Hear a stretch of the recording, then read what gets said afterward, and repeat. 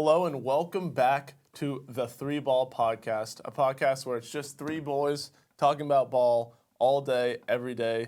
And guys, we've had a lot of good games this week. We have. Thank God. And it is a beautiful Thursday morning in Dallas, Texas, and we just get to talk about college basketball this entire day. So what I want to do first is I want to recap the weekday games. Okay. I want to do our little Beyond the Arc segment that we talked about later, where we get to preview everything that is behind the scenes of college basketball. So stay tuned because we got a super special guest coming up. That's right. We have this weekend's games that we need to preview as well. Little pick Some big games. And we're going to do some pick 'em. Let's do it. So we got a full loaded schedule for y'all tuning in right now. So we are super excited to do it. And let's just jump in. Yeah, let's do it. A three. Good! You can't be serious with that shot. All right. So, Michael, let's start with you. Start with the mid-majors. Start with the mid-majors. Let's start us off right. What has happened this week in mid-major basketball? Yeah, so we had a lot of good games this week. But got to start with Miami, Ohio on Tuesday. Yep. So, they continued their magic perfect season. And I talked about them last pod. I wasn't hating on them, but some people can take it as I was being a little bit negative. But, they dominated this game against Buffalo. They were leading for 81% of the game. They had 48 paint points compared to Buffalo's 28. So they just absolutely dominated the interior. Luke Skaljak really stepped up for the Redhawks this game. He had 19 points on 9 of 15 from shooting, 4 rebounds, 3 assists, and 5 steals, which is extremely impressive. Yeah. And then for Buffalo, Ryan Sable actually had such a good look for a game-winning 3. And it just didn't fall. And that was I thought that shot was going in, but it's a tough break for Buffalo. Once again, played Miami so tight, proved that they're a good team and can keep up with a team like Miami, Ohio. Next up for Miami is another road test against Marshall, which we'll be picking later today on Saturday. And for Buffalo, they travel to South Alabama on Saturday, which should be once again another great game. Right. And I feel like Miami, Ohio just continues to be one of the luckiest teams in college basketball. I didn't want to say I hate to say that. Close game. A lot of close games. Oh, they're lucky, but they are so entertaining. They keep winning. Entertaining. They keep winning. Because they play us. That's what their coach said. Yeah, he's not wrong. Absolutely. But we'll transition to the next game, which was Belmont versus Drake, which, you would think, Drake, they must be on top of the MVC this year. No. This has been a down year for Drake, unfortunately got for them. raided in the portal. They did. Sorry to all the, massive amount of Drake fans, I'm sure, watching. The boy in Iowa is very upset right now. Yeah, literally. But Belmont, switching over to them, they've been having a great season this year, and it's been pretty quiet. And, I mentioned last pod that St. Louis was first in both offensive efficiency or effective field goal percentage and defense. Well, actually, after this game, Belmont just jumped them in effective field goal percentage offensively. Belmont. I see you, Belmont. And so they also have the 4th highest 3-point percentage, and now they're 21-3. They're at the top of the MVC alone. So they're a team that loves to push the tempo, and they do live at the 3-point line. They won 103-90. It's not like there's a lot of defense being played, but they do have an electric offense. Led by Dallas's own Tyler Lundblade. Let's go. I can't talk about Tyler Lundblade, bro. I love that man so much. Come back to SMU, good. Tyler, please. Yeah, for real. Anyone that's 6'5" and can shoot 40% from 3, It's as a mid-major, absolute stud. That's the guys you got to watch out for in Absolute March. stud. But yeah, Drake had a good showing in what's been a tough season. But next up for Belmont is a road game against a very hot Illinois-Chicago team. They won 8 of their last 9 games, so that'll be a tough challenge for them. So I'm excited to watch that one. And then Drake is going to Illinois State on Friday. Should be a good game. I think they could finally get back on track with that one. And we'll see. But it's been a pretty forgettable season for Drake. But hopefully they can end the season well. I just feel bad for the 4 Drake alumni that were in the stands in March Madness, dressed as Ben McCollum last year behind the bench with the ties. Think they followed him to Iowa at this point? They probably hit the portal as well. Yeah, I think they're still Bennett Stokes fans. They have to be. So, you do have to feel bad for Drake, and there's just absolutely no way that I watch that game. I'm so sorry, Drake. I will.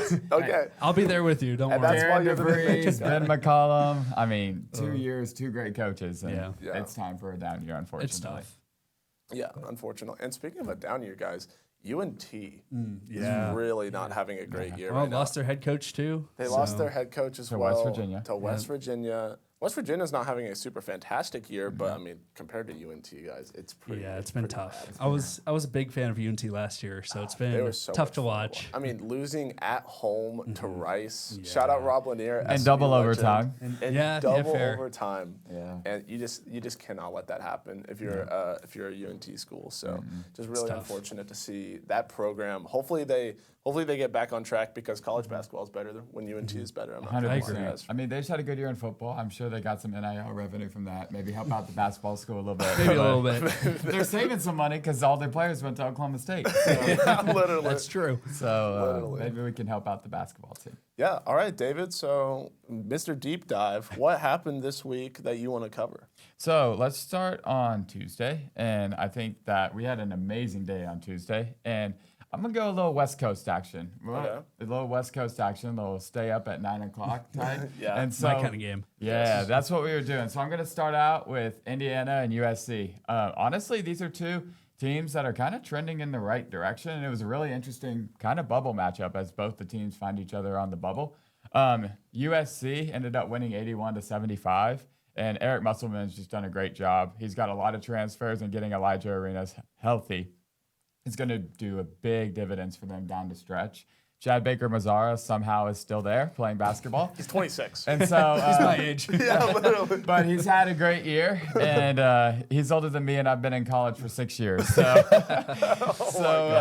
but shout out to Eric Musselman. This game had it all, though. There were 8 first-half lead changes, but it came down to the final minute when Indiana was down 2, and Tucker DeVries turned the ball over, which if he wasn't good, he'd hear coach's son probably the whole rest of the Yeah, game. literally. But Indiana, I mean, they were on a roll. They just beat Purdue. They just had a great win at UCLA. And so I feel like Coach DeVries is getting them right. But we talk about winners first here on this podcast, so I got to shout out USC. USC has had, honestly, a quiet year. I feel like they're kind of middle in the pack where a lot of people they're like, wow, Lincoln Riley's got the #1 recruiting class, and I hear that, but no one's really talking about Eric Musselman and his Trojans. And so I got to shout it out. They've got good bench pieces. They got good depth. We got to get more people to the Galen Center, show out for the Trojans. But that game had it all. And Indiana, I mean, Lamar Wilkerson had 33 of their 75 points. He's So he is very good. I mean, he's definitely got a future in the NBA. He definitely can hit threes, spread the floor. He had 5 threes in this game. And so it's kind of all on his shoulders at this point, which is kind of tough, especially from beyond the arc. Yeah. And so Indiana's definitely a better home team. Assembly Hall gives him a great advantage, and the West Coast trip is hard. Like, even Lamar Wilkerson said at postgame, the West Coast trip is probably the hardest trip they have all year. It's tough. And so they are going to get back right. They get back home. They got a tough game on Saturday. They got to face Wisconsin, who's had the best road win probably of the year, winning at Michigan. And then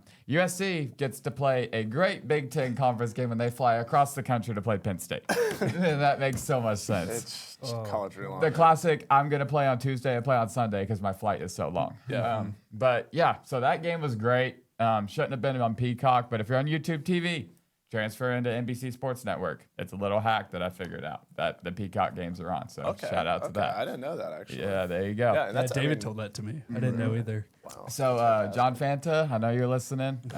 You're a great announcer for Peacock, and so you do really well.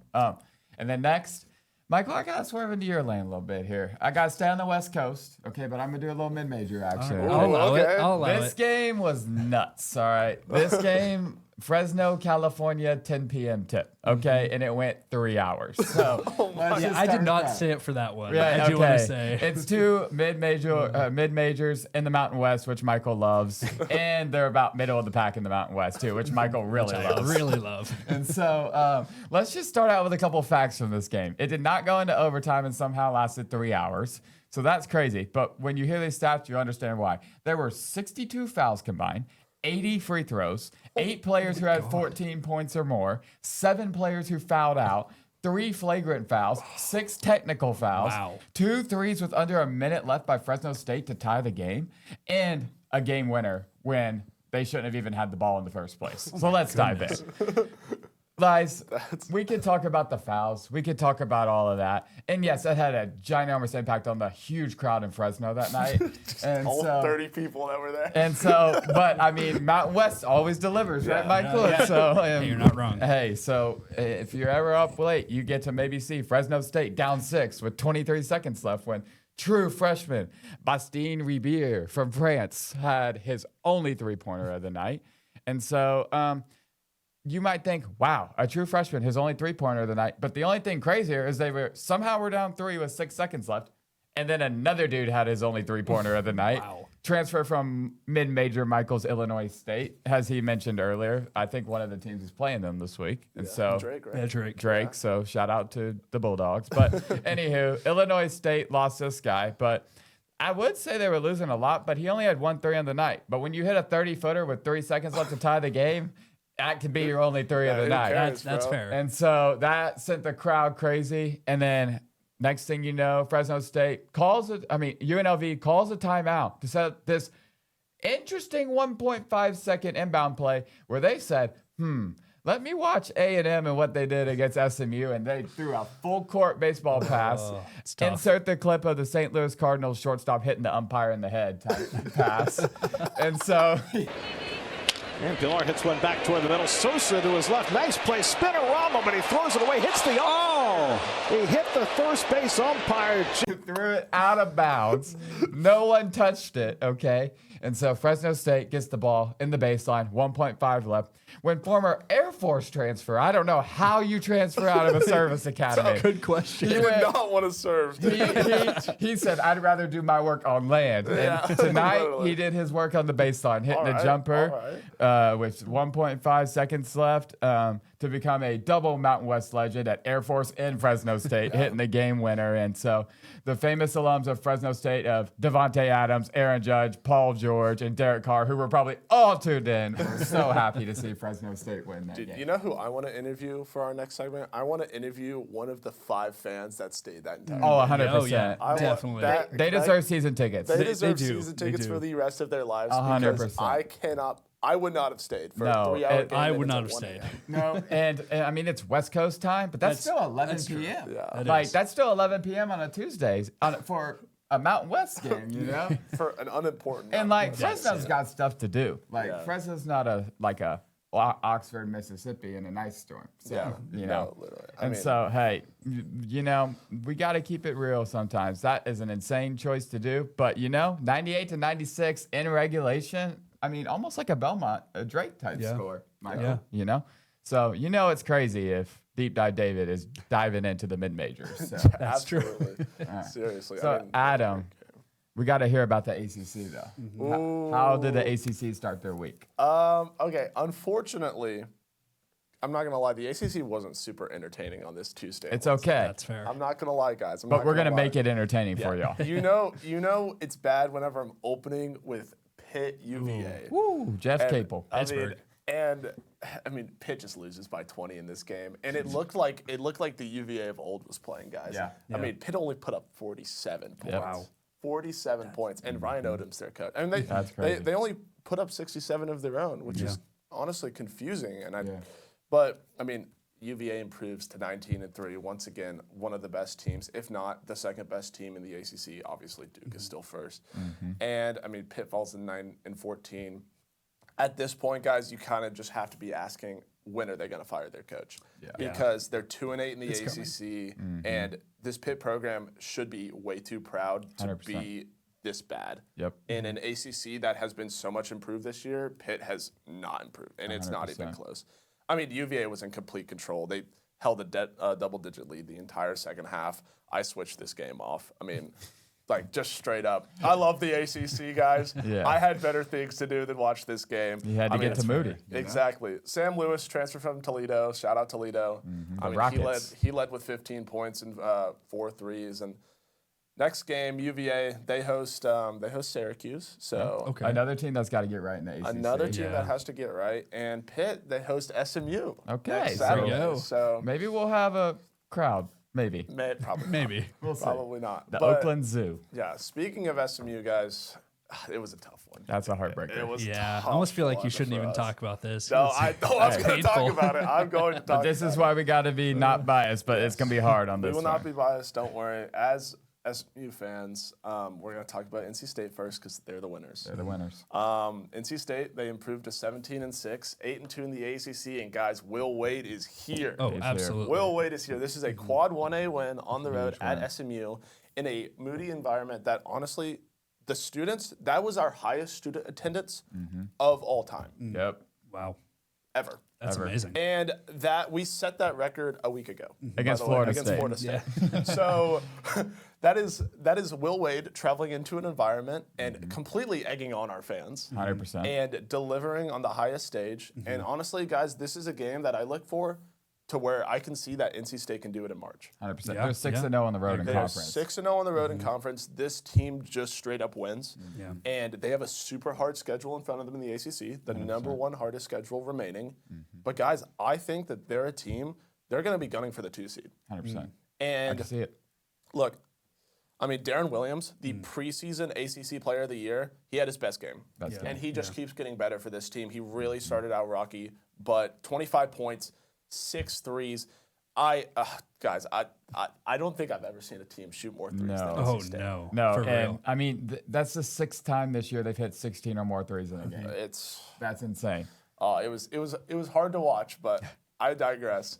And I mean, he wasn't even the player of the game. Not at all. Quadir Copeland, who transferred from McNeese, who transferred from Syracuse, he had 16 assists Oh my gosh. and 0 turnovers. It's more than I had in like my whole basketball career combined. Yeah, literally. Well, you just sat in the corner and took threes. So, but guys, let me take a guess. When was the last time that a stat like that happened? Before or after World War II? It was after. It was after. Okay. I mean, we've had some great point guards, Yeah, in the, especially in the in the college ACC. basketball. Yeah, especially in the ACC. But I don't even know when The was last it. time that happened was in 1991. Wow. 16 assists and 0 turnovers for Quadir Copeland. That's even older than Chad Baker Mazar. Literally, he was probably born that year. So, I mean, guys, NC State is for real. Yeah, they and are. they look fantastic. And the amount of threes that they shoot and the amount of open looks that they got this game because of Quadir Copeland driving to the basket, using his big physical frame and kicking that ball out. Yep. It was honestly beautiful to watch, and I wish I wasn't an SMU fan 100%. because if I wasn't, then I would have loved to watch this game. Yeah, absolutely. And you got to talk about the Mustangs a little bit. I mean, we only lost by 1. The spread was 1.5. Yeah. And 4 or 5 of SMU's starters were in double digits. Jerron Pierre, transfer from Jacksonville State, the reigning Conference USA Player of the Year. He had 25 points. Boobie Miller, he also played a great game, had a ton of assists, not as many as Quadir Copeland, obviously. But and he had a chance to win it at the buzzer, which just did end up getting blocked by Trey Holloman. But I mean, this NC State defense, they were on point. Yeah, for a game that didn't have much defense, that was an amazing defensive play. It was fantastic. And kind of transitioning. So, Michael, what else happened this week in mid-major basketball? Yeah, so this Wednesday was a big day. We had Gonzaga. What happened in that game? And that was the most shocking result of the week. And I'd even go as far to say the whole year, and maybe even all of college basketball. I mean, the only thing I can think of is that 2014 Michigan team losing to NJIT. You would think of that, Michael. As far as, who is as, far as NJIT, regular dog? season games, not including March Madness. Right. For sure. But I mean, I know it's February, but I feel like it's March right now with 100%. Gonzaga losing 87-80. It's unbelievable. But, you know, I got to talk about Portland first. Yep. Super impressive game by them. I mean, they were leading 94% of this game. Wow. Which, against a team like Gonzaga, like, that's just unbelievable. Props to them. Props to their coaching, you know. And true freshman Joel Foxwell continues his great season with 29 points on 11 of 18 shooting and 3 of 8 from 3. He also had 4 rebounds and 8 assists. So just an unbelievable game by him. That's a game you talk about to your grandkids. Yeah, Yeah, that's honestly, like against 100%. Gonzaga, yeah, 100%. 100%. And another story that David, you actually showed me this week was that Portland's coach, Shante Liggins, he was playing for the scout team, and he tore his Achilles last week because they had so many players sick. Yep. And the whole game last night, He did not sit down for a single second. You're so kidding. shout out to him. They tried giving him the Ron Hunter stool, but he fell off. So did Ron Hunter. But, for Gonzaga, like, I have to get ahead of any comments about Braden Huff being hurt because obviously that does impact this Gonzaga team. But this team has had holes and red flags even when Huff was healthy. And I think that this was a really bad loss, and it kind of highlighted the lack of consistent guard play that Gonzaga struggled with this whole entire season. This is a team that just seems kind of lost besides Graham Ike. I mean, even in the games they've won, they've played a lot of close games against teams they should not be playing close games against. So, we'll see if they can kind of figure it out, get Braden Huff back later in the year. I don't know what the ceiling is for this Gonzaga team. You think this is a wake-up call for them, or are they just... Some people might say that. I think it's just indicative of the red flags that they have as a team. Okay.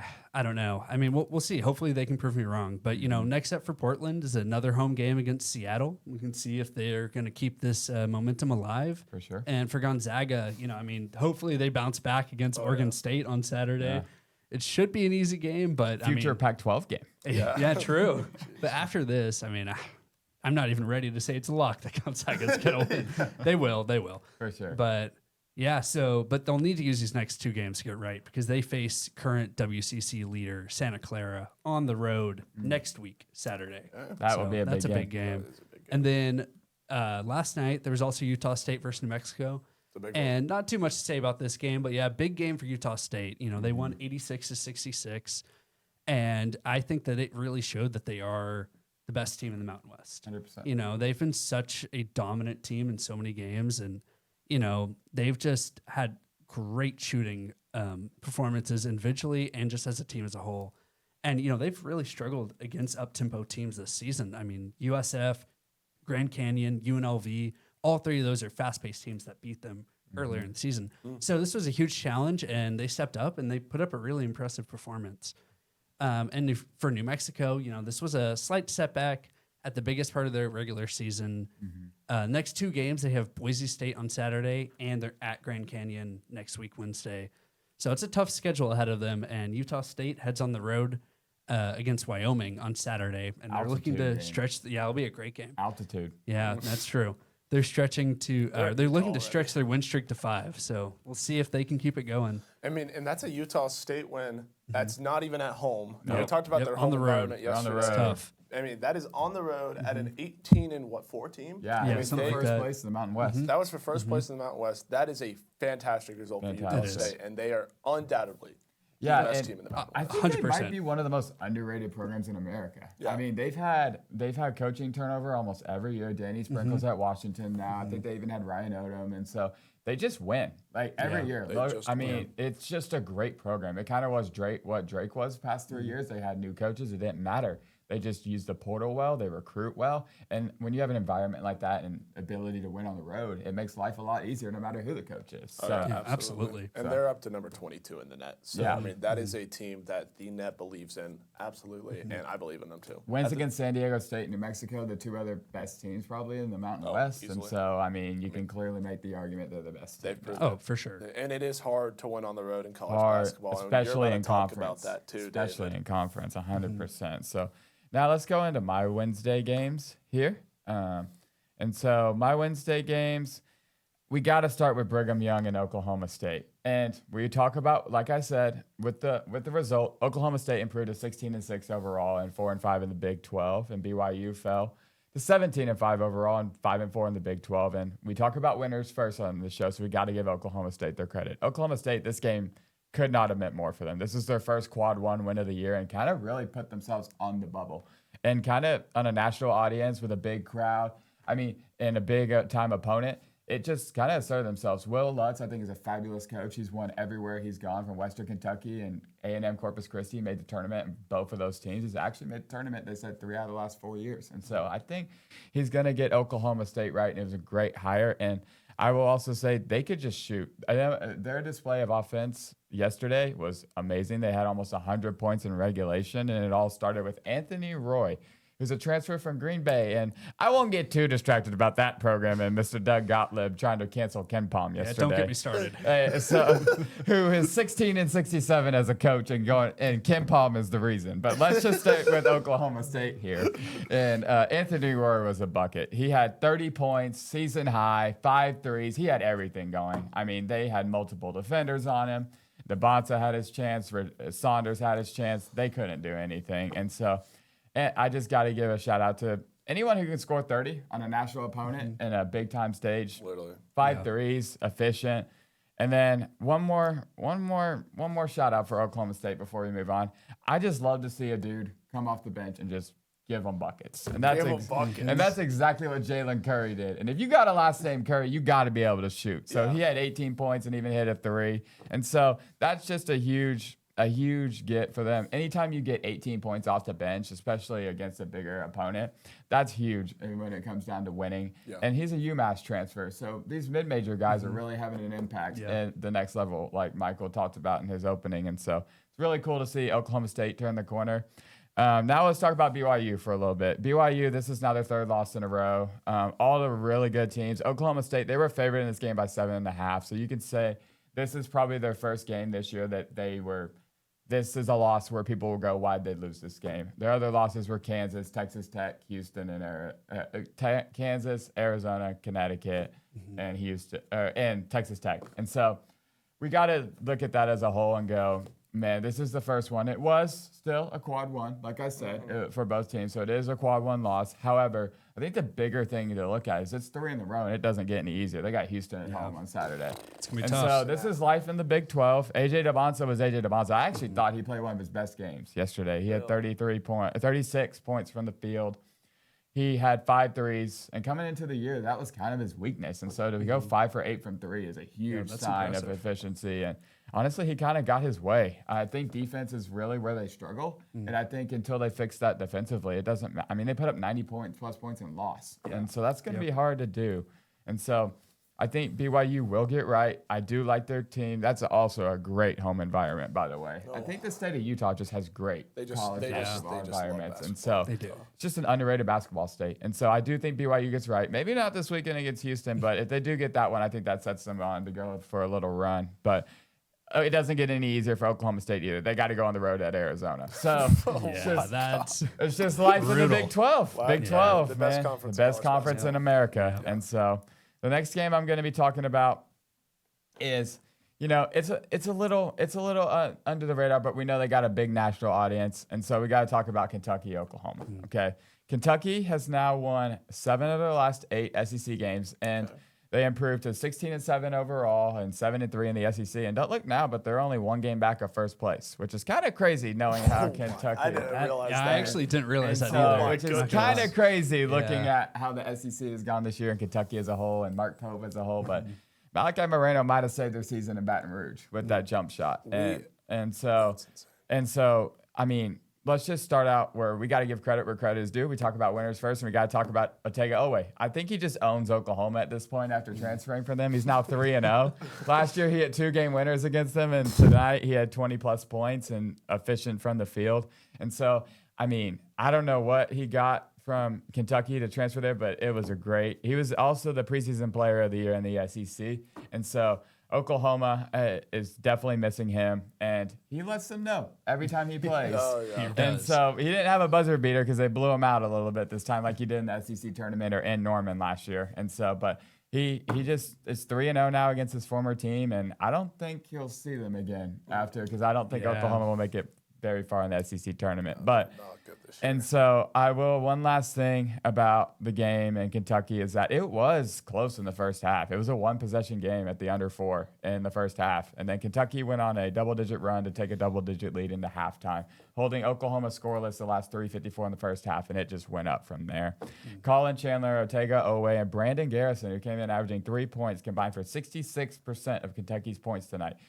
thanks to my SMU education, that is approximately 2/3 of their points. And Wow. so, Dude, you didn't need an SMU education for no, that. and so, You got the Texas that Tech tuition education. hey, just shout out to World Changers shaped here, you know? And so Brandon Garrison, anytime you can get a dude who's averaging 3 points to come off the bench and score double figures, it's huge. And so the depth of Kentucky is really showing. I do worry about their shooting. I do worry about those things, but they are getting better. And I got to give Coach Pope credit. He gets a lot of hate, but he's working with what he's got, you know? And people are going to take that the wrong way because they're going to know the value of that roster and stuff like that. But winning 7 out of 8 in conference is impressive. 1 game out of first place. The SEC is a little down this year compared to last year, obviously. Yeah. But they got Tennessee at home in a nationally televised game this week. So that'll be a good game. And they've already won in Knoxville this year. So a sweep of them would be huge. But we do have to talk about both teams. Oklahoma has somehow lost 9 conference games in a row. And Porter Moser, I love him, but I think after Sister Jean's passing, it just affected him and Loyola Chicago both horribly this year. And so we can just see the impact she had on both those programs. Yeah. And we miss her so much. Absolute March Madness legend. And just legend in general. I mean, March is coming back. And so, I mean, they have Nigel Pack, they have Tay Davis, but they've lost 9 in a row. And I think that's the biggest sign. And it doesn't get any easier for Oklahoma either. They got to go on the road at Vanderbilt. So that's just life in conference play. And those 2 road game weeks are really hard. And I don't see Oklahoma winning this weekend. But, I mean, Porter Moser, I think you're a fabulous coach. But I will say this. That university just got to support something else besides football. And they just don't show up. They don't care. And it's really sad to see because they've had great games, home games this year. And it's just not translating into wins. They've lost 9 in a row. I mean, it reminds me of USC. They're the exact same way. I mean, except for losing 9 in a row. Well, yes. Well, USC is a much better team than Oklahoma is this year. But I mean, they just do not support college basketball on the same level as they do college football. And obviously, we're in America. College football is going to obviously be the predominant thing, but I just don't know how you see games like the ones that we've already covered and think that college basketball is not a sport worthy of going to. Especially in the regular season. I just do not understand that. We have had so many good games in literally just a 3-day span since we recorded our last podcast. Yep. And, I mean, there's been buzzer beaters. There's been blocked shots at the buzzer. Coaches ejected. I mean, it has been absolute chaos this past week, and yet people still don't want to show up to games. And the tickets are really affordable too. They're like $8. Yeah. And student tickets are free. So students, that's the bloodline of a program. Students, you got to go. Yeah, you have to. So support your local college basketball team. It doesn't matter if it's UT Arlington or Kentucky or Oklahoma. Yes, absolutely. So do you got anything else, David? No, that's it. I mean, there were amazing games. Wednesday, it's kind of hard to narrow it down to 2, you know? But I just felt like Kentucky, we got to highlight 7 out of 8 is impressive. No, 7 out of 8 is impressive. And Tennessee at home, I mean, that's definitely a game that to sweep Tennessee would be huge. That would be. Tennessee's definitely the tournament team. It's always hard to beat a team twice, you know? So let's see if that can happen Saturday night at Rupp. Yeah, absolutely. And, I mean, we're going to talk about that a little bit later on in the podcast whenever we do our pick'ems. But one thing I want to do right now is kind of transitioning into more defense. It's just, I mean, Louisville, they shut down Notre Dame, basically. And they shut down Notre Dame so much that they didn't have to make any threes. Yeah. Because they did not shoot well in this game at all. I think they made like 6 threes? 7 for 31. Like they went crazy. 7 for 31 and they won by double digits. That's hard to do. That is absolutely absurd. I mean, this is another game in the ACC where I turned off. Yeah. I'm not going to lie. Because I don't watch a lot of Notre Dame games. Louisville at home with this win, they improved to 16-6, 6-4 in the ACC. Another team that just looks so much improved. Isaac 100%. McNeely led with 12 points, all of them threes because of course they were. Yep. I mean, the ACC just loves their 3 balls. Yes, they do. Hey, they do. And that's shout out to 3 Ball Podcast. Shout out to the 3 Ball. Shout out to us right now recording this. Yeah. And, I mean, they just love their 3. Michael Brown, he's back in the starting lineup. He's getting back healthy.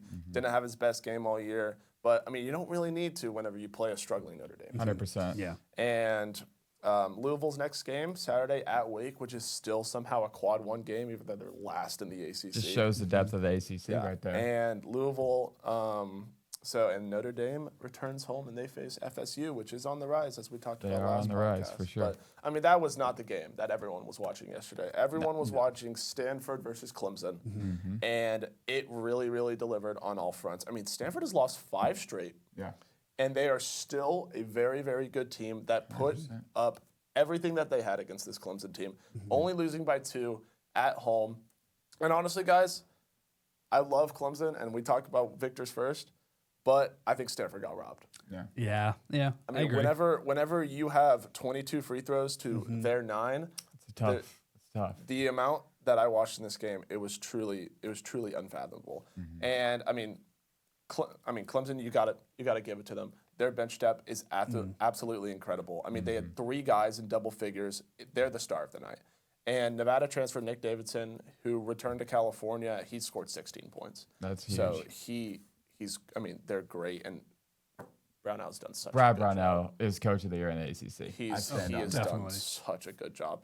And, I mean, Clemson now has a chance to beat Cal, and if they do that, they're the only ACC team that can go, or besides Duke. Besides Duke. Yeah. Of course, because we can't even include Duke Duke at this point.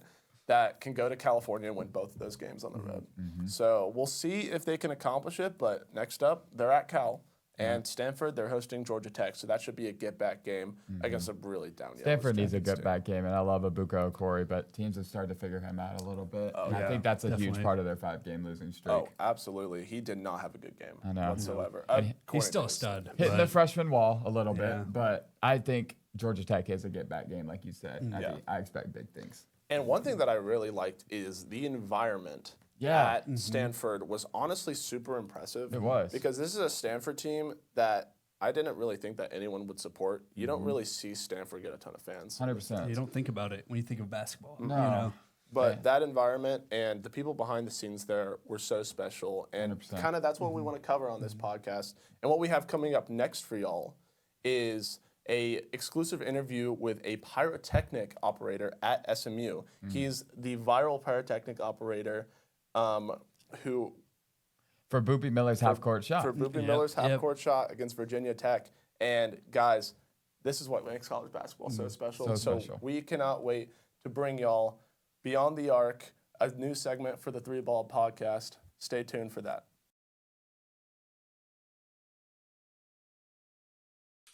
Hello and welcome to Beyond the Arc, a segment of the 3Ball podcast. And tonight we showcase behind the scenes of what makes college basketball so special. Tonight we have Joe Bessner, the pyrotechnic operator for SMU basketball, on the podcast. Joe recently went viral for his insane late game heroic pyrotechnics in the SMU versus Virginia Tech game when Boopy Miller hit a half-court buzzer beater shot. Joe, thank you so much for joining us today on the podcast. How are you doing? Doing excellent. Super stoked to be here. Thank you for having me. Yeah, of course, man. So we're just going to hop right into it. We're going to start with SMU and the aforementioned Boopy Miller buzzer beater shot. Can you describe what was going through your head during those final seconds? Yeah, so I said this in a few interviews, but just, being in that room, just like everybody else, and even in any sporting event, when your team's like barely down or even when they're down a lot, you always got to ask yourself, like, what happens if we pull this off? What if, we make this Hail Mary play? What if the ball goes in? So that's what I'm thinking. I'm asking myself, what if it goes in? And, the answer to that was like, well, I'm going to hit this magic button that makes fire. I'm going to do my job. I'm ready to go. So I was thinking pretty much the same thing as everybody else. I just happen to have a little bit more of an important responsibility for that moment. So that's what was going through my head. And I also, like, in general, when you do pyrotechnics, and we'll get into this a little bit, like, there's a set of safety rules that you got to have in line before you can actually execute something like this. So in the heat of the moment, I'm trying to make sure that, I have all these safety parameters in place. So if it does happen, like, we're fully prepared, which is a very intense moment. And so I'd love to say that the last 30 seconds of the game was chaotic, but if you were there watching the game, the last 30 seconds on the clock was really like 10 minutes. It kind of dragged on, which was good because it, kind of calmed me down to get me mentally prepared for that moment. And then sure enough, magic happened, and it was electrifying to say the least. So that's what was kind of going through my head leading up to that point. That's awesome. Yeah, we would love to hear like how you got this role at SMU and kind of like how long you have been doing it. Yeah, so I was always the kid that like spent hundreds of dollars on fireworks growing up. and I would just shoot them in the backyard. And, I would get trouble at Boy Scout camp just for, bringing a few black cats or firecrackers out. And, that's just something that I really kind of have a passion for. And then in college, I got a degree in theater, which is like the closest thing I could get to this. So in college, I was pressing buttons to like make firework, or I was to make lights turn green and blue, and now I'm hitting buttons in my career to make fireworks turn green and blue. So very comparable, but I've always had a passion for it. And then I, stumbled across this company, Pyrotechnico, that, you know, identified my passion, and they were willing to like walk me through that process of how to get the licenses and get the proper training. So now I really do get to live my dream job on a daily basis, and it's super super fun. So I've always known I wanted to do something in the special effects area. I just love that element of, I mean, you guys know when you go to a basketball game, like it's awesome, but then when there's fire or fireworks, it just kind of amplifies it. So Makes I it know so I'm much kind of better. just, yeah, I'm just the guy behind the scenes, like amplifying stuff to make it better. But I love doing that. I love making SMU like better than some of the other teams out there, and that's really exciting to me. Yeah, that's awesome. Yeah, what has been like your favorite moment at SMU, and then also like your favorite moment in college basketball that you've been a part of? Sure. So at SMU, during football season, we, as in Pyrotechnico, are lucky enough to have that contract as well. So a couple years ago, we introduced fireworks at Gerald Ford Stadium once we had the Weber Plaza add-on. And then this year we added more fireworks on the opposite side of that field. So I've got a really good crew. I kind of oversee everything. And because everyone knows what they're doing, it makes it super easy for me to be able to talk to the athletics director or try and find some missing CO2 tanks that weren't delivered or just whatever may pop up. And so having the crew that I have is really luxurious because some places that I go, it's a little hodgepodge. I'm sure you guys have worked with people, whether it's in class or on a team or at work, like that. They're not it. So having people that know Definitely. what they're doing and are like great Mhm. workers and listeners and leaders has been really helpful. But anyways, just I got sidetracked there, just boasting about You're how great my crew is. Um, for one of our football games this year, it was a pretty close game, and the crowd rushed the field. Oh, Um, baby. yeah, this Yeah. one. That's the one. So I Oh, just yeah. remember, same thing as, the basketball game. Like we're all watching the game on the rooftop and thinking like, what if this actually happens? Like, because normally by the end of the game, we're ready to start tearing down our fireworks and wrap everything up. So everyone's kind of waiting for that moment to happen. But this time it was kind of like time paused because we were not antsy at all. What do you got there? I got to see It's this. it's hilarious that you mentioned that, Joe, because so for Christmas, I was lucky enough to get a poster of Ford Oh, that is sick. whenever everything is going off in the That is so sick. background. So there's fireworks, there's smoke. So I Mhm. guess that's just Wow. all you. Yeah, I mean, well, we're amplifying it, right? The football team, the students, they did it, and then we just amplified it a little bit that Oh moment. So, no, you made it picture worthy. That's what yeah, you did. thank you. Yeah, that's Yeah. awesome. That's really cool. I'm Yeah, so lucky I that moment, haven't just hung I that up yet. remember on a weekly basis because we do all those home games, like just wanting to like go home, a long day like that. We're working, right? And so I remember at that moment, like everyone was like, just enjoy the moment, take it in. So we were on the rooftop. We had our elbow room, so we weren't getting suffocated or anything, and we could just watch all this chaos unfolding, and it was just a really cool moment to be a part of and to witness and see. So that's definitely been my favorite moment at SMU. That's sweet. No, And I've then definitely been a part of that. I was on that field somewhere in that picture, but that's I can awesome. just remember right when that happened and going down to the front in preparation to hop on the field. So, Oh, that's Yeah. yeah, incredible. it's really awesome. Okay, Joe. So I have been at SMU since 2021. I've been there for 5 years, and it's really cool because I've got to see athletics as a whole grow.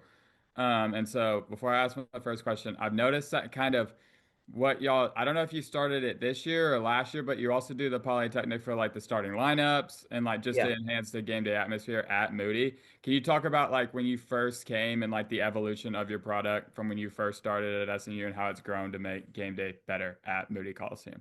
Yeah, absolutely. So at the Coliseum 2 years ago, or last year was the first year we had flames. And so when you introduce something new like that, it makes a lot of people nervous from the arena like management to the fire marshal. It's just a scary thing, right? If you told a fire marshal you wanted to do flames in your college apartment, like it's a scary thing to present.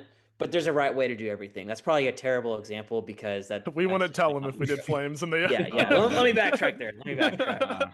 Uh, so that it was a little bit difficult to kind of crack that eggshell and get earn everyone's trust. And so there's a lot of different levels, right? There's really big flames and medium and small ones. So we came in like small just because we didn't want to be too overbearing and we wanted to play it safe. And Moody Coliseum's not the largest arena out there, so we didn't want to have the biggest flames out there just to make everyone comfortable. So after last year, all we did was flames, and all we did was just for team introductions, and that's it.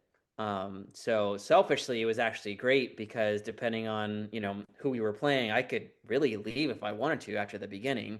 Um, I don't do that really because I enjoy basketball, but this year we decided to go a little bit bigger, and so we've got kind of a larger flame this year, and we brought over some of the machines that we had been using for football. And this was just for volleyball, actually. It wasn't intended to be used for basketball season because athletics actually owns some of their gear in-house. They require CO2 tanks. It's basically dry ice that they would shoot. Last year is what they did. And now the technology is advanced to where there's like fog machines that can do that. So if you can avoid shooting dry ice and there's just a machine that will do it for you, like it's a much better solution. They just are super expensive. Like these fog machines cost more than a car. So athletics kind of trialed that for volleyball season and it went really well. And they were planning on just using their same like dry ice CO2 effect for basketball season.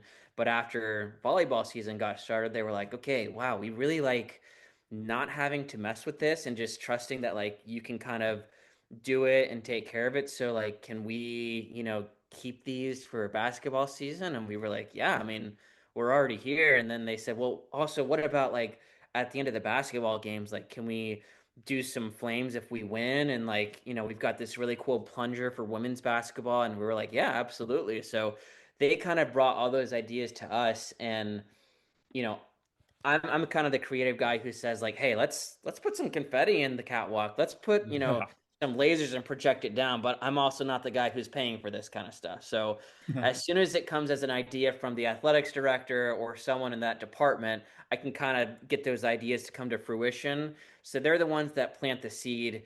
When I try and plant the seed, sometimes I come in a little heavy and it's a little unrealistic. So that's kind of how we've gradually gotten our way in. So just like football season, we went a little bit bigger this year, and this season with basketball, we went a little bigger. So we got to get this season over with, get a trophy in our hands, and then we'll see what we can bring next year. Hey man, I love that. Let's hope so. Let's hope so. Yeah, hope Yeah. so. All right. So Well, now that you've talked about Moody Coliseum, and you talked about it being a little bit of a smaller venue and how you had to prepare for that and going from year one to year two, maybe transition and talk about what other venues that you have done this job at. What have been some of your favorite college basketball venues? How does your job update from venue to venue, smaller to larger, middle-sized scale? And how does that change in your day-to-day preparation and at the event specifically? Sure. Yeah. So any venue we go to, we need a few things. One of them's power, right? Because whether it's a flame unit or a fog machine or a confetti cannon or fireworks, like all of those things require electricity. And these special fog machines I talked about, like they pull so much power that like if you wanted to plug one into your bedroom, if you tried plugging two, like it's gonna pop the breakers. So sometimes we have to like think ahead of time and like work specifically with the venue, like the ACC basketball championship. Every year we get to do that. Last year it was in Greensboro, North Carolina, I think, and Washington D.C. Maybe that was 2 years ago, but it's a little difficult when you go to all these venues because even though we need the same things, like we know we need power, we need credentials, we need parking passes, we need catering or food for our crew. It's all the same stuff for us, but then when we reach out to those arenas or the client for the ACC championship, that is not always received. So for us, we're always asking for the same thing, but we deal with these people who sometimes, like Moody Coliseum, is primarily basketball and sometimes graduation. Sometimes there's a few other events there, but like in Washington D.C. at their arena, they're having a concert on Monday, they're having a hockey game on Wednesday, and then they're doing something else on.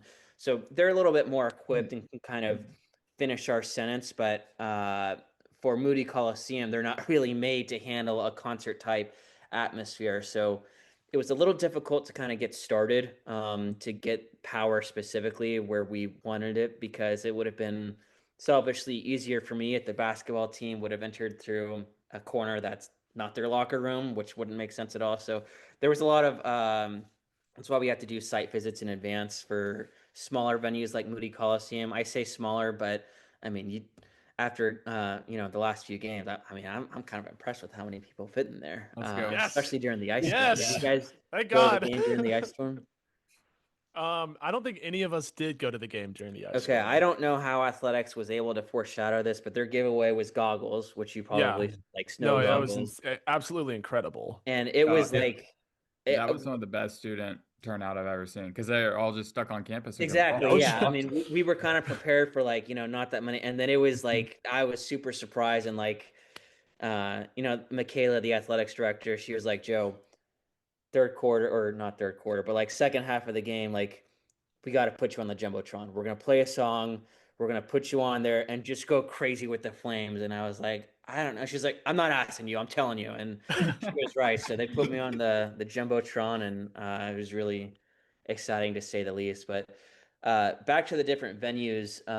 My favorite one was probably the Alamo Dome in San Antonio, which isn't specific to basketball, or they do a bunch of stuff there. But in 2016 for the NCAA Final Four, that was the other moment that a lot of people have been comparing, this Boopie Miller moment to. And while I cannot take credit for hitting the button, my boss at the time, Spencer, is the one who hit that button. And so that was just another electric moment. And when you're doing a championship, there's a lot more people that have to get the green light, fire marshal, the venue owners, the championship facilitators. For me and Moody Coliseum, it's kind of a smaller crew. Everyone knows what's coming, and we do that all the games there all the time. But for a smaller, like, events that are not repeat, like the NCAA Final Four, that's in a new venue each year, there's a list of a lot more people to go through. So the fact that we had like 3 yeses immediately back to back was very impressive, because it was almost identical to this Boopie Miller moment. And now there's been some rules implemented for the NCAA and ACC that we can no longer shoot confetti until the officials are off the court, because it gets a little too chaotic. So I can't blame them for that. That's hilarious. And going back to that Final Four, if I remember correctly, that was the year that Villanova hit the buzzer beater to beat North Carolina. Yeah. So you are basically with Archie 3 seconds at midcourt. Jenkins gives it to Jenkins for the championship.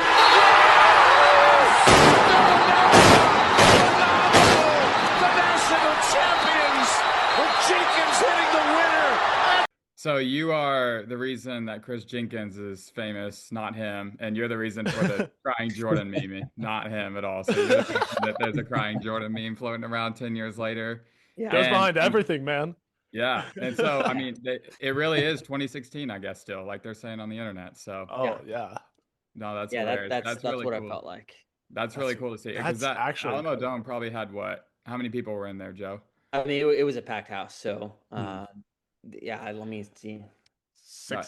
Like 65, 70,000 people, probably more. For a basketball game. For basketball, yeah. Yeah, about 70,000 is 72 is the max. So I'd say we were pretty close to it, because with the basketball floor, you can have more people on the floor. It was the student section is literally on the floor right behind the goals. So Yeah.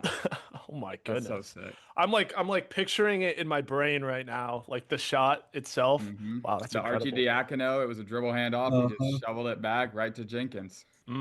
Absolutely Yeah. nailed it. Wow. Yep. Yeah. No, that was crazy. I mean, that was kind of going into my next question if you had any cool stories of people to meet, but I would say that was, I don't know Yeah, how you can that top was that it. story. Yeah, in That was terms it. of sports and basketball, that I would say that's pretty much it. I mean, I Good. don't think that you can top that, can you? No, you Like, can't. I mean, No. like, that's like the defining moment from at least when I was kind of growing up. What was I? I was like 12 years old then. I was growing up watching college basketball. That's the moment, straight Mm-hmm. Yeah. up. Like you watch a highlight reel of buzzer beaters. That's the first Oh, one it's on there every time. Oh, every single time. Every So I time. mean, yeah, I mean, you can't really It's top also that. great because like Chris Jenkins and Archie Diacono, like that is their moment. Like they have not done anything else to Where I top wonder that. where they're at right now. I wonder That where is they their are. moment. So, Hey, it's a big what a moment. moment. Yeah, exactly, what a Michael. moment. What a moment to have. That's Have you incredible. done any more Final Fours since then? Or are you one and done? Because if you're one and done, like you can't top that at this point. Yeah, I've done a few, and I'm going again this year. Hmm. So we'll see what we can make happen. It's in Indianapolis this year, yeah?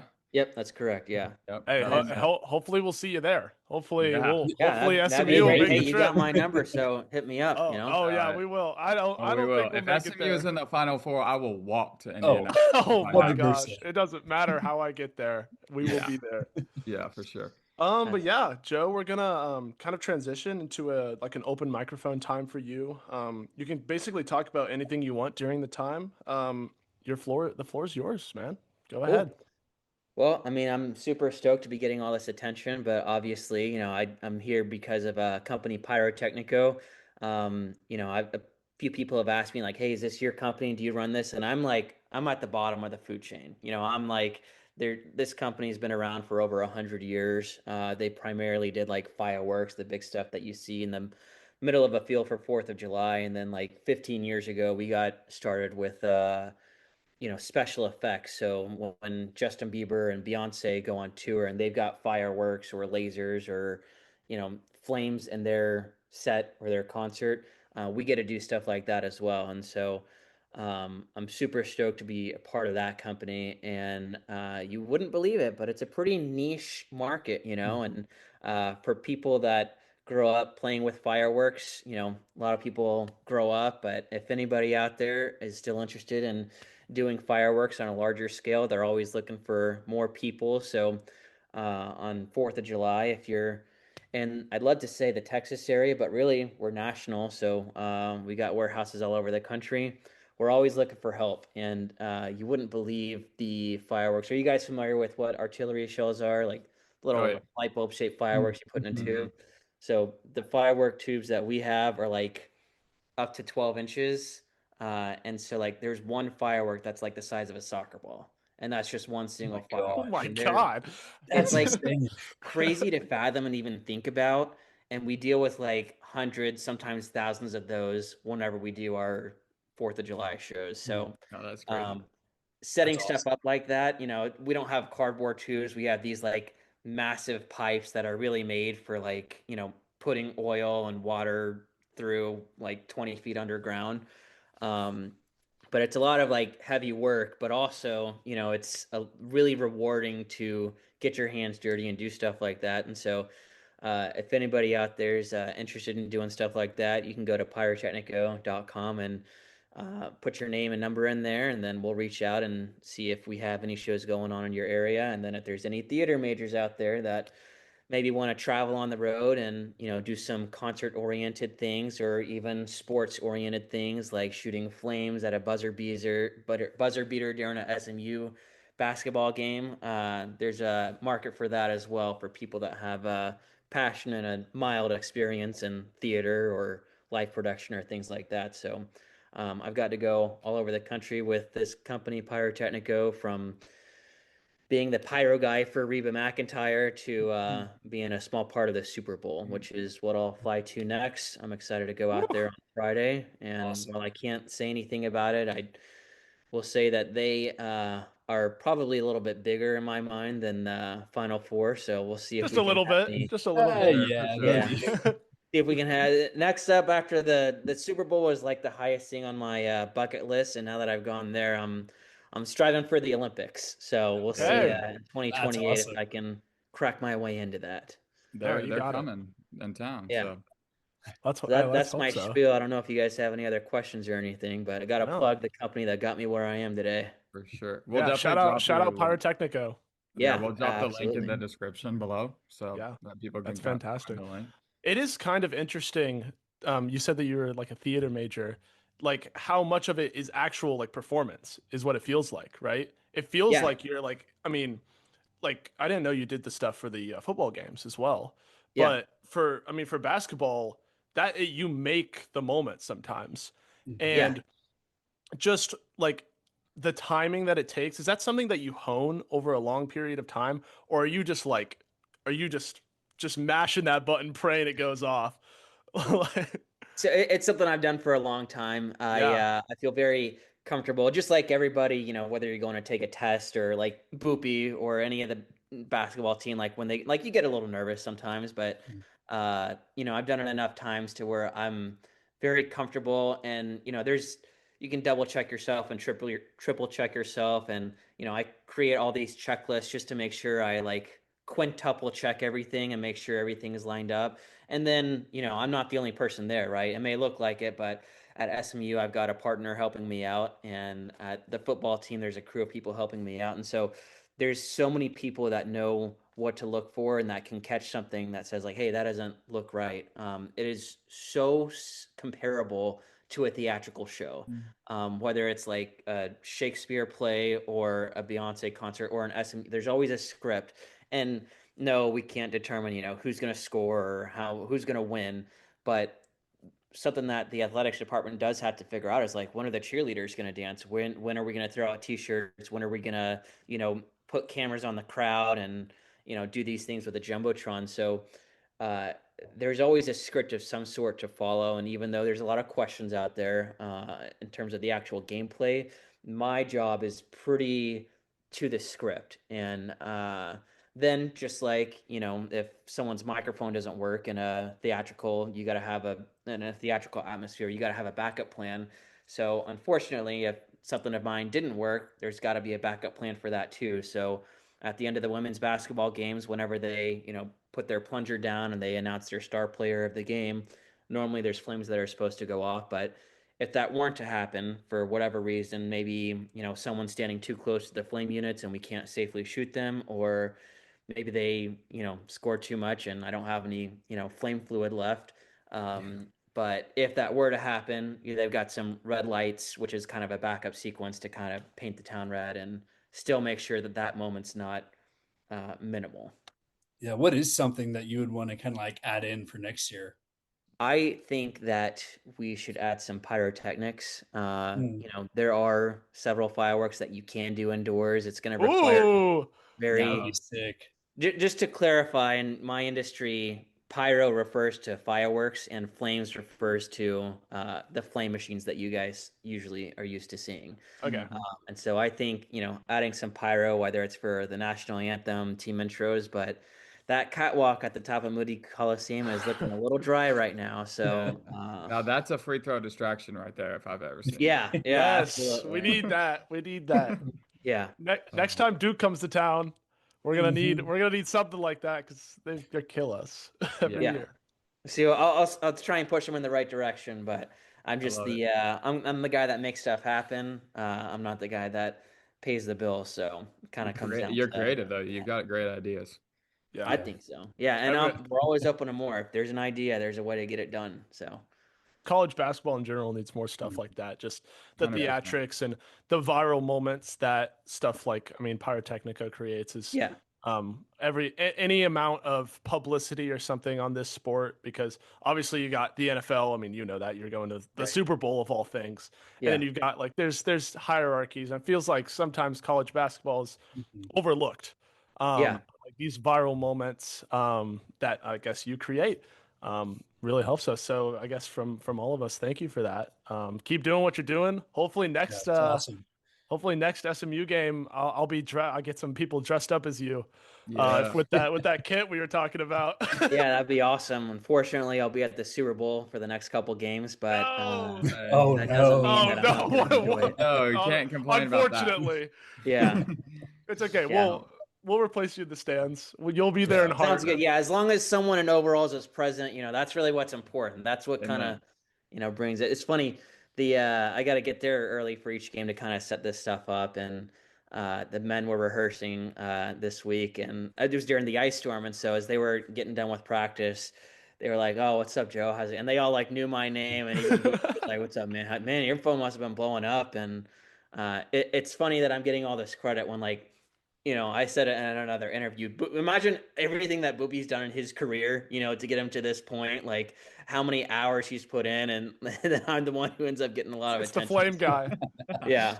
No, that's awesome. I was going to ask if you had met Boopy or any of the team. And so, Yeah, real briefly, we shook hands a little bit and with some of those guys, but I try and stay out of their way. Those are the actual stars. Like I said, I'm just the guy to amplify it. Like I want to let them have their moment. And at the last game, I was asking myself, just kind of daydreaming, as one does, like, what if we do this again? Like what if it?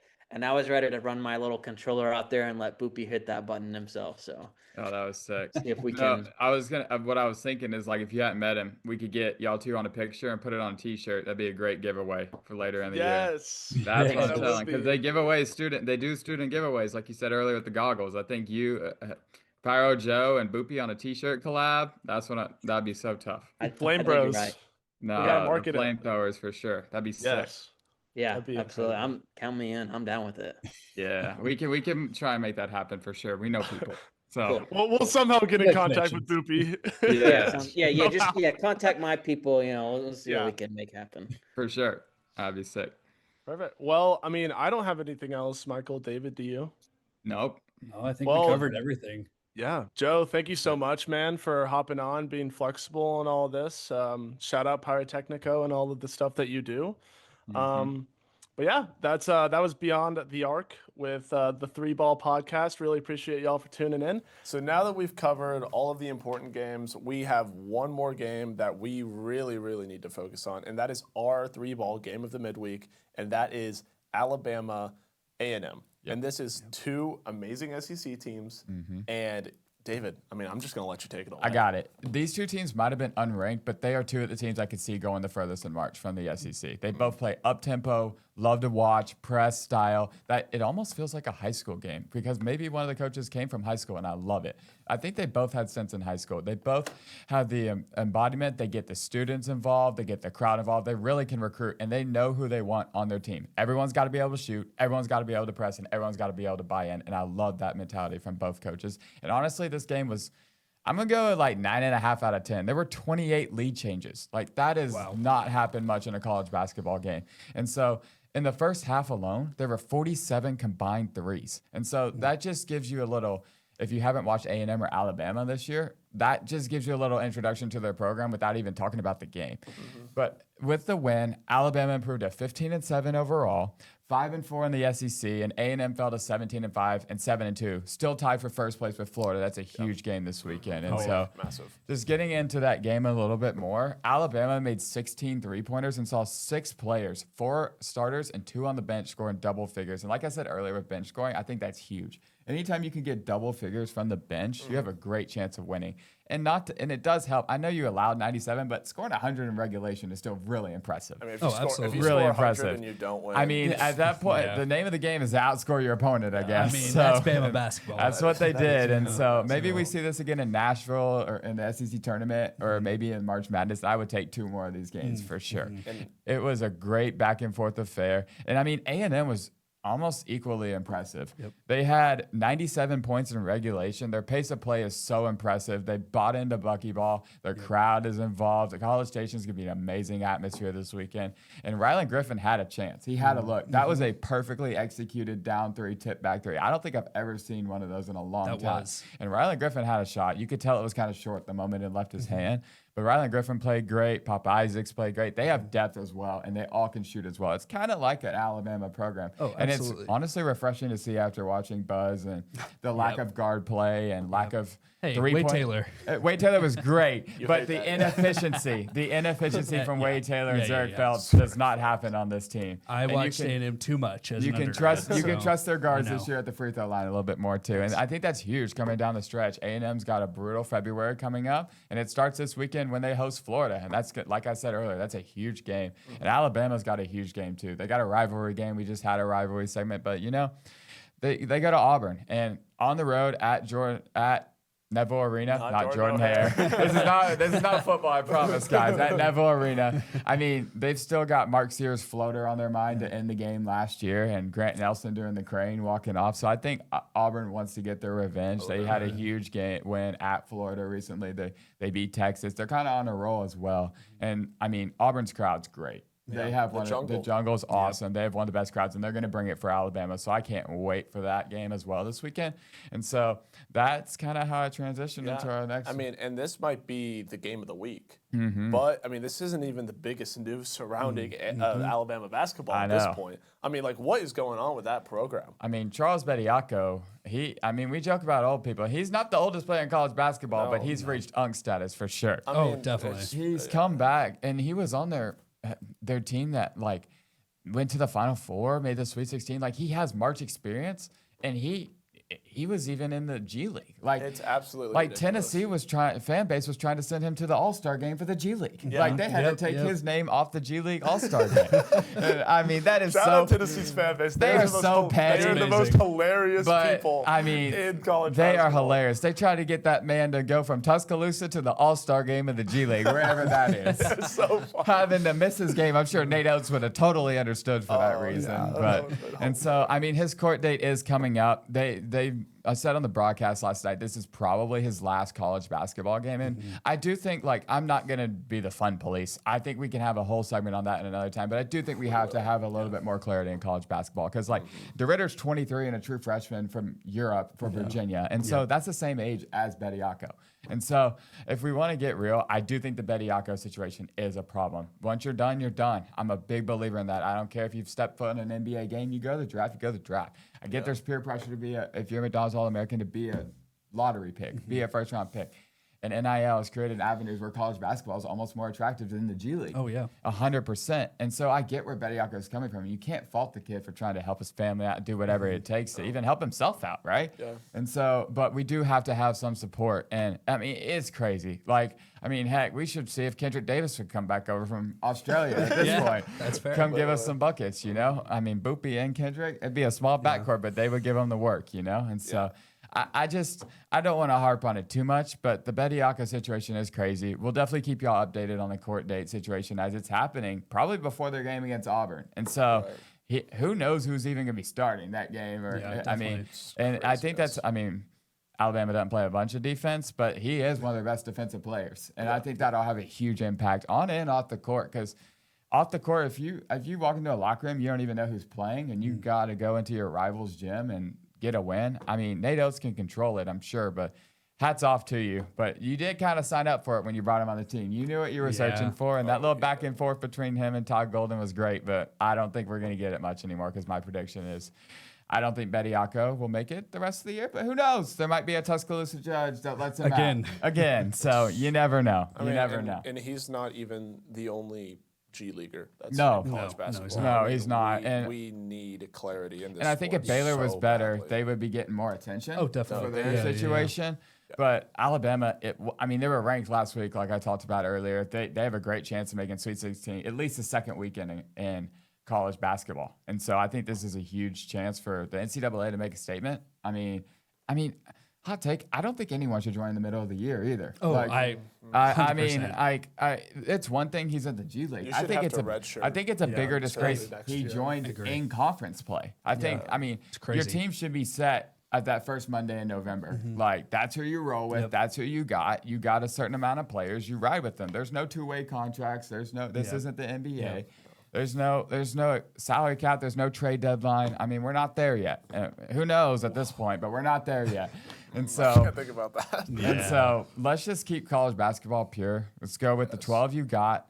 Let's send them out there. Let's go to war. Nate Oates, I love you. You're a great coach, but this is on you, my man. Yeah. So let's keep college basketball as the best sport in the nation, please. let's just keep it as absolutely. college basketball. Let's keep it as college basketball, and let's keep it the same because, guys, it's super entertaining all of the time, and that will not stop with this weekend. No, And Michael, absolutely. I think, has a case to talk about as Yes, well. And that's entertaining as well. Yeah, that's not the Oh my only lawsuit goodness. that's going on right now. So if you haven't keeping up with mid-major basketball, you would know that the Western Athletic Conference just sued Utah Valley because they are moving conferences. The WAC is kind of changing or redistributing next year, where it's going to be just like 4 teams, and then they're bringing in, I think, Tarleton State, UTA, Eastern Kentucky.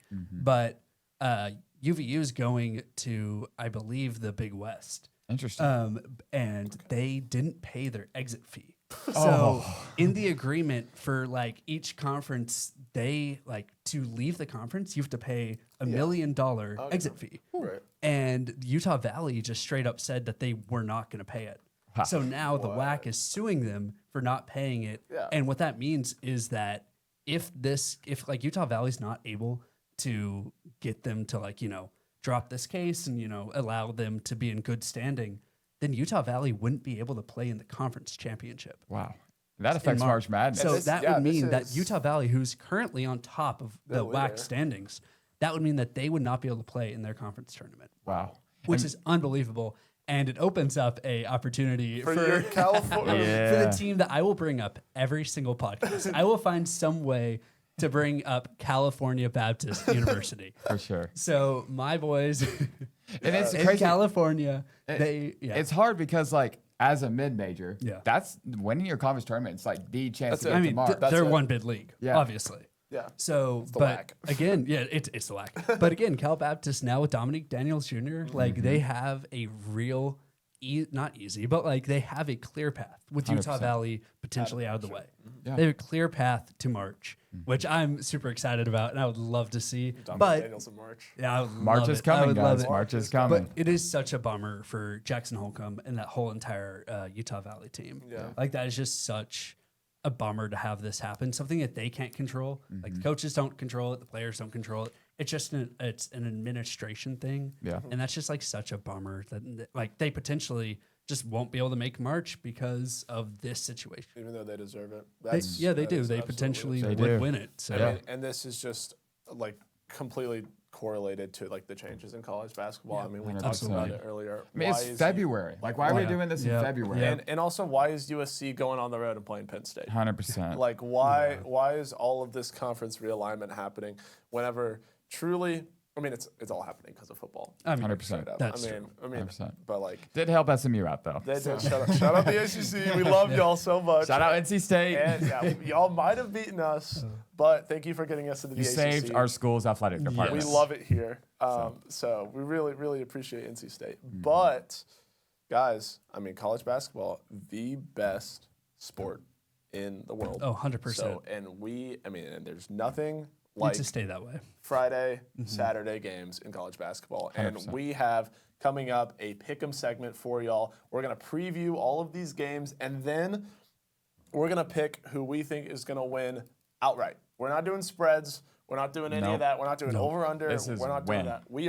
We are winning and losing in this There are game. winners and there are losers in this show. There are not spreaders. Nope. And we talk about winners first. Yes, Yeah, we do. absolutely. So, I mean, first game that we got to get into, guys, it's a big one. It's a big one in the Big East. So it's Friday. We got UConn at St. John's.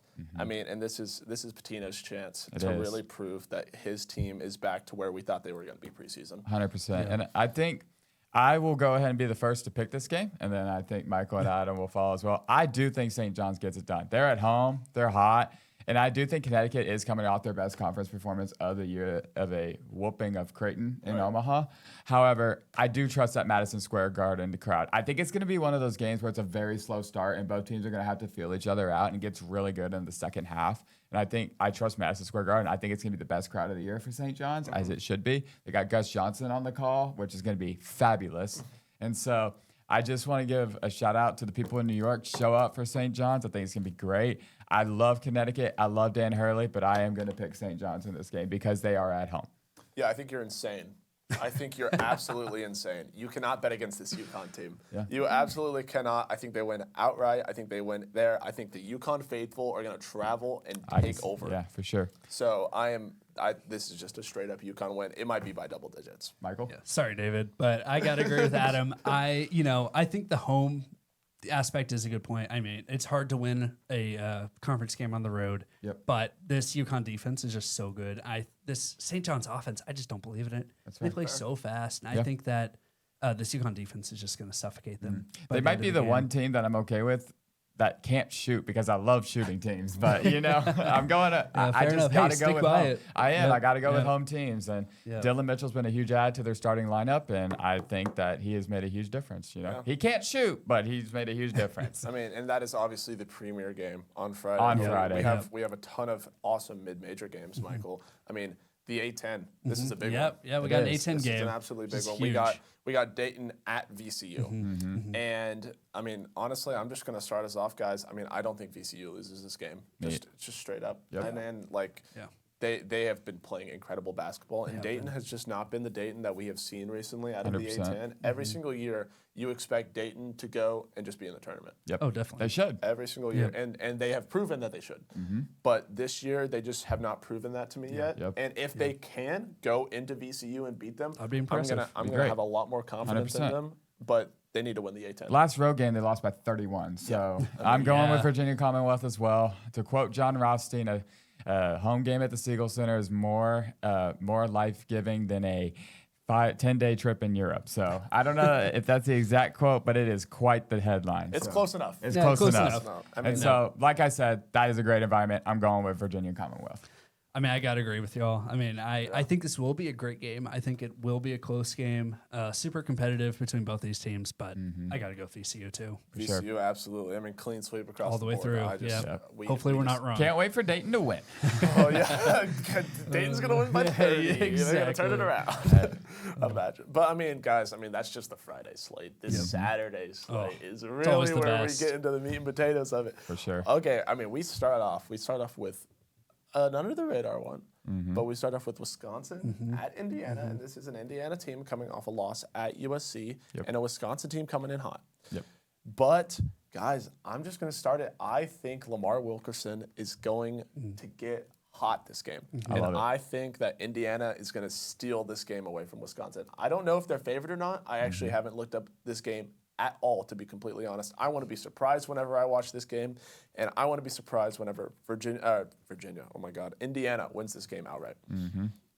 Michael? Yeah, no, I would go with Indiana as well. I was on the borderline of picking Wisconsin, but I think just, again, conference games on the road are so tough to win.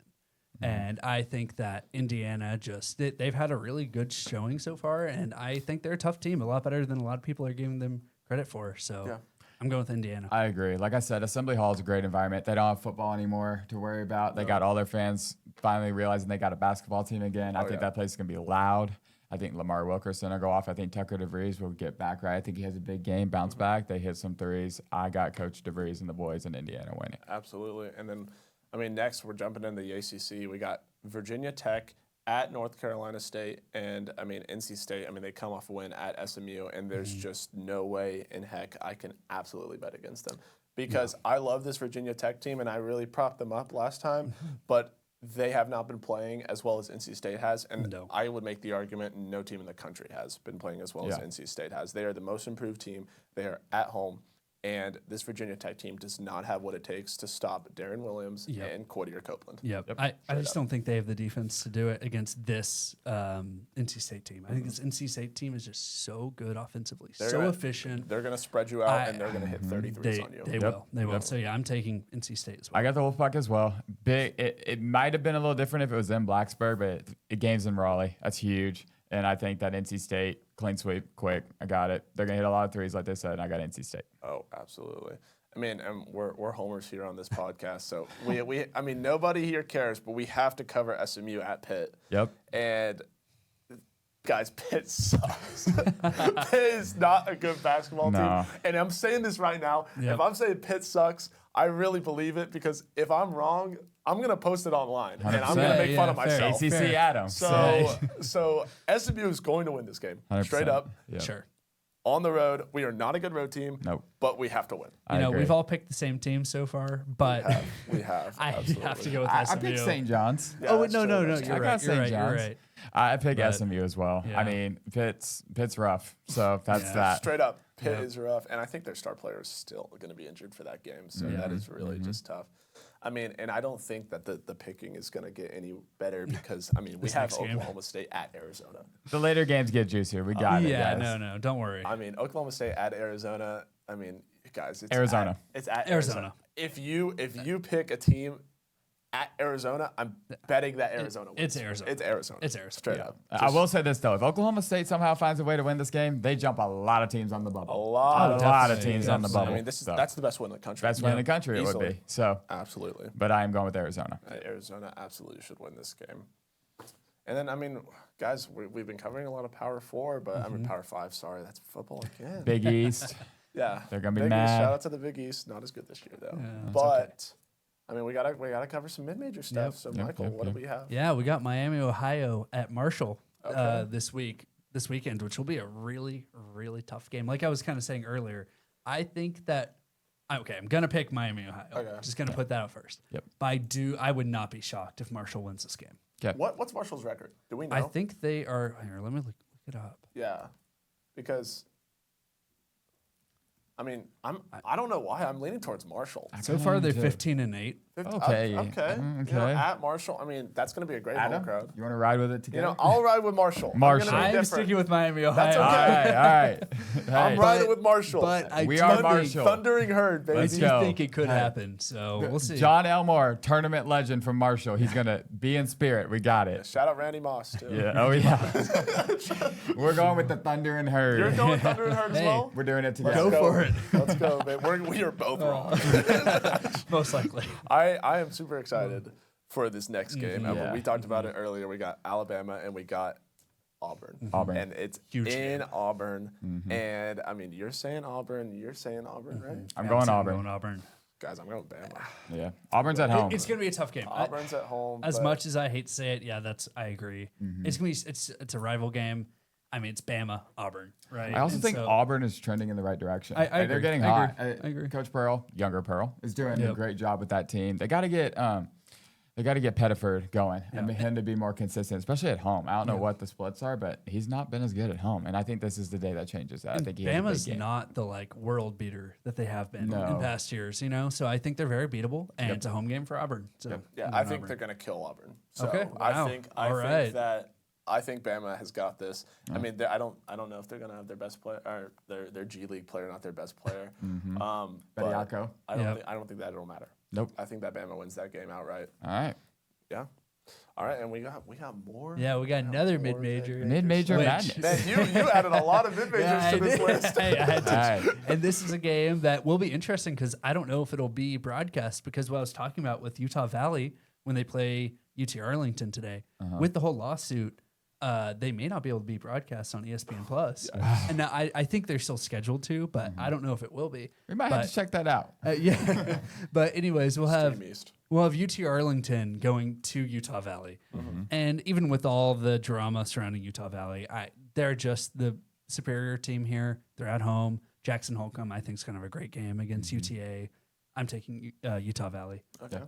I'm taking UT Arlington. They're the local team. We got to shout out the local team. And SMU had a great result there at UT Arlington this year. I think they're giving us good vibes, Utah Valley situation is a little messy. I think their crowd will be great. I'm going with UT Arlington. I think I'm going to put this on record. If the Utah Valley situation doesn't get situated, UT Arlington will be in the tournament. Oh, okay. Wow. UT Arlington will be in the tournament. Cal Baptist will be in the tournament. I think Utah Valley is going to win this game. I mean, off the court is different, but Utah Valley is just straight up going to win. Yeah. UT Arlington. And now we get into the best game. Guys, the game. The game is this weekend. Yep. It is Duke at UNC, and honestly, there's only one game that is better than Duke at UNC, and it's UNC at Duke. Yep. That's a great take right there. So this game is absolutely fantastic. I cannot wait. It's gonna be a good one. Wait for this. It's the best rivalry in sports. Best rivalry in sports. It's better than Ohio State, Michigan. It just does not come close.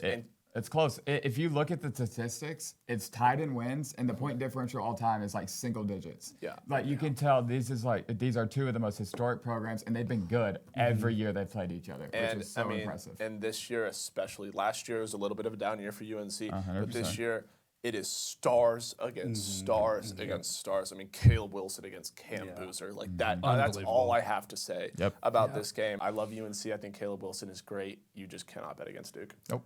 Yeah, I know I was saying it's a rival game, it's a home game for Auburn, and that's why I picked them, but I have to go with Duke in this game. I just think they are so much better. I'm going with Duke as well. I love Coach Shire. I think this is the best coaching job he's done this 5 years at Duke. I'm saying that. I think Isaiah Evans feeds off the crowd, has a great game. 4+ threes. Oh yeah. And Boozer does Boozer things. They're gonna be happy that they're the villains, and they're gonna wear black jerseys because they wear black on the road because the opponent's funeral. It's gonna be UNC's funeral, absolutely. Yep. And speaking of another team's funeral on the road, I mean, guys, Illinois at Michigan State. That is a great game. That is the best one in the Big Ten this week. Best one in the Big Ten. And I mean, I think that it's going to be Michigan State's funeral. I think that Illinois is going to go in there just like they did in Nebraska, and I think that they're going to win. Guys, we don't see eye to eye. Oh, okay. Wow. I think Michigan State has to have this one. I don't know what they're going to do with the Fear situation. I even heard a rumor that he might not start the next game, but it's going to be a great crowd in Breslin. They've already lost to Duke and Breslin. They've already lost to Michigan and Breslin. They can't lose this one. They cannot lose this game. They just lost to Minnesota and Michigan. They lost 2 in a row. I don't see them losing 3 in a row. I'm going Michigan State. I think they're going to get back game. I wouldn't be surprised if Illinois wins, but I'm sticking with my gut. I'm going with Tom Izzo. Michigan State gets this one done. Yeah, I went back and forth between this one a lot, and I wanted to pick Michigan State because home team, but I've been on Illinois recently, and so I got to go with Illinois. Yeah, stick fair. with them. It's very fair. And we got 3 more games to cover right here. We got one that we're going to cover from the SEC. We got one for the mid-majors, and we got one in the Big 12. And this SEC game that I really want to cover, Florida at A&M. I mean, we mentioned this earlier. This is a huge game for A&M. It is. College Station is going to be absolutely Reed rocking. Arena. Yep. Pack Reed. Yes, Pack Reed. I mean, and I think that Florida's going to win. Michael, are you going to show any bias here? That's a great question, and unfortunately, the answer is no. I'm going with Florida. I pride myself on keeping bias out of my opinions as much as I can.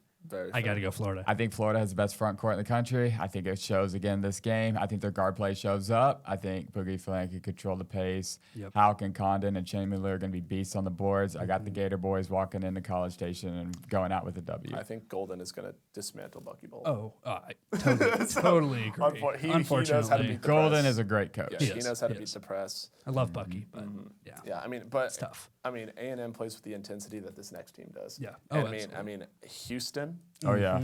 At BYU. I mean, that is a fantastic Big 12 Such a good game. matchup. Yes, it is. And BYU, we were talking about them earlier, one of the best home environments in the entire nation, and they really, really feed off of that crowd. For sure. They do. But I mean, Houston has shown time and time again that they are road warriors. Yep. They play physically. It doesn't matter where they are. It could be home, neutral, or away. I agree. And I think that Houston gets this done.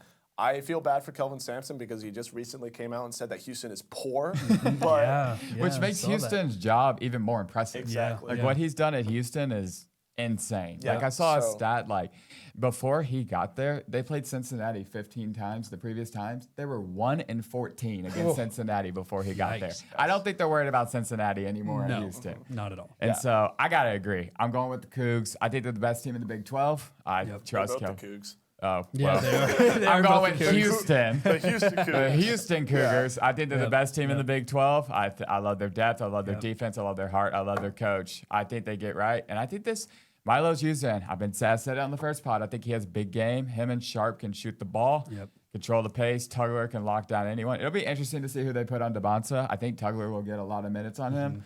And I think that's very favors Houston. I'm going with Houston. Yep. I mean, I think Houston has one of the best guard duos in the all of college basketball with Flemings and Sharp, and I mean Uzen too. Yep. But yeah, I think Houston takes this game. I'm going with the poor Cougs instead of the rich Cougs. Yeah, Yes. yeah, Go exactly. Houston. And Houston thrives on the road. I feel like they do great in road They environments. do fantastic. They play tough. It helps. They do. Absolutely. And we got one more game that we want to cover, and this one is on Sunday. It is. And it is in the American Athletic great game. Conference.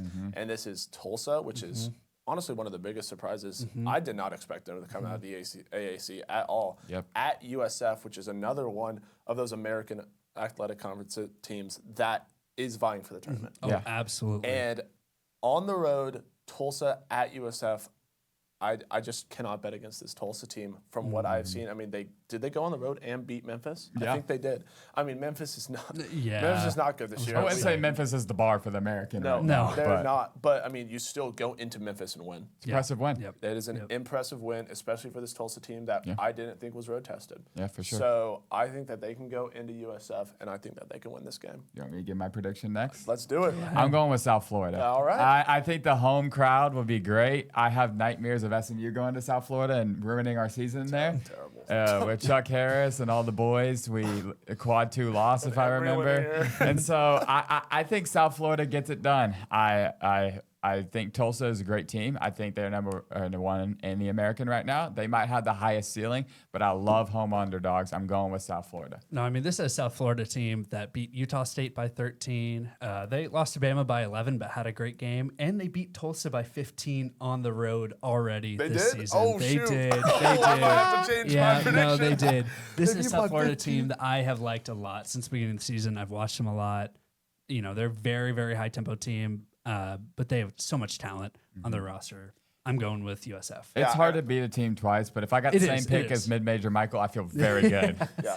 I'm changing my pick. Yeah. Tulsa's still a great I team. am changing my pick. but- I am going with South Florida. I never doubted y'all for a second. Oh, goodness. I think that South Florida's going to win this game. They win by 15 They on won the by road. 15 on the All road. Yeah, Yeah, You know South what? I Florida didn't is know in that. the very southern part of Tampa, but Yeah. the southern part of Florida. But that isn't the problem today. I'm going with the Bulls. Yep. All right, go Bulls then. Go Bulls. I'm switching up. I'm sorry, Tulsa fans. All one of y'all watching. I faked 'em really out. apologize. For sure. And we're planning to put these picks in a graphic so you can see it and clown us when we're wrong or cheer us on Yep. when we're right. We're going to have our faces or something by it so you can see who is who. And we're going to do all our picks. We're not going to leave any out. And so I'm looking forward to next week's picks already. Guys, Yeah, I'm me looking too. forward to these picks. I'm looking forward to this week, and I'm just looking forward to March. I am too. So super, excited. super We excited. are less than 6 weeks from a bracket, and that makes Yep. me so happy. We're less than 6 weeks away from our bracket, and that means that we are going to be ramping up the amount of podcasts that we're doing. So make sure 100%. that y'all stay tuned. Make sure you hit the like button. Make sure you hit the subscribe, because we are not going to stop doing this. Not because at all. this is a ton of fun. So We're just 3 dudes talking about ball. We're just three dudes talking about ball. That's the 3 ball. Thank you so much for watching, and have a fantastic day. Thank God you. bless. Thank you. God